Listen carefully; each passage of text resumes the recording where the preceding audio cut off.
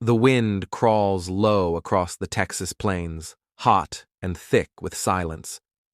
Inside a crumbling adobe outpost, a handful of buffalo hunters load their rifles in the dark. Beyond the walls, just over the ridge, hundreds of warriors gather beneath a blood-orange dawn.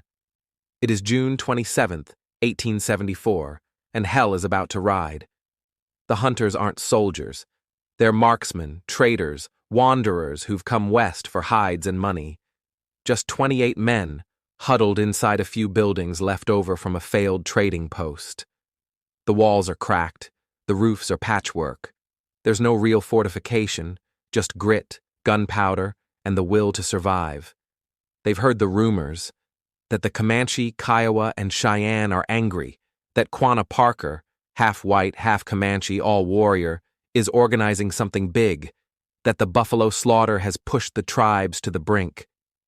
Still, no one thought they'd come in such numbers. No one believed they'd come for blood. Just after first light, the ground begins to tremble. A sound like distant thunder creeps from the horizon. And then the first warriors appear. Dozens, then hundreds, riding hard, hooves pounding, war cries rising. They descend like a wave, shields flashing, rifles raised, faces painted in streaks of red and black. Inside, chaos erupts. The hunters scramble to barricade windows and doors. Bullets slam into walls. Horses scream and collapse in the corral. Men shout for ammunition, for cover, for God. Walls shatter under gunfire. Smoke fills the rooms, but no one breaks. They grit their teeth and hold. Billy Dixon, a quiet marksman with a Sharps rifle, finds a firing position behind a shattered window. He sights the nearest rider and squeezes the trigger. One shot, one kill. The others follow his lead. They fire, reload, fire again. The floorboards are slick with blood and sweat. Dust hangs heavy in the air. Just minutes into the fight, the odds are impossible, 28 against more than 700. Yet somehow, the hunters haven't fallen.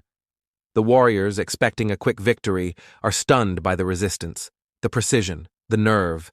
The walls of adobe are thin, but the men behind them are not. The battle rages all morning. At one point, warriors manage to push close. So close, they hammer the doors with tomahawks and rifle butts. But the defenders shove them back with buckshot and bayonets. Inside, one man is shot through the lung. Another loses a finger. But still they fight. Then comes the shot. Billy Dixon steps outside in the early afternoon and raises his rifle toward a distant bluff. Nearly a mile away, a mounted figure watches from the ridgeline.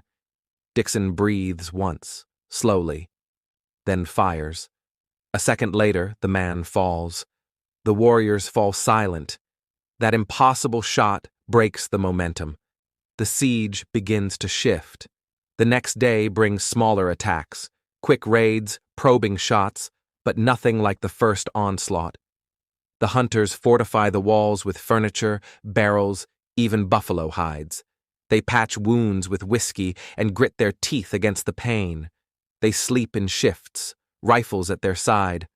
On the third day, the warriors stop charging. Sniper fire echoes from the hills.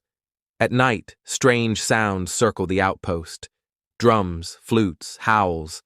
It's psychological now, a waiting game. But the defenders don't break. By day 5, the warriors are gone. The plains are empty. The silence returns. The siege is over. But the battle's shadow lingers. It was more than a fight. It was a final stand. For the Southern Plains tribes, Adobe Walls marked the beginning of the end. Within months, the U.S. military would sweep through the Texas Panhandle, crushing resistance and forcing survivors onto reservations. For the hunters, it becomes something else, a story told with pride and unease. 28 men against hundreds, Sharps rifles against sheer force. It wasn't glory, it wasn't heroism, it was survival, bought with sweat, powder, and a mile-long shot that echoed through history.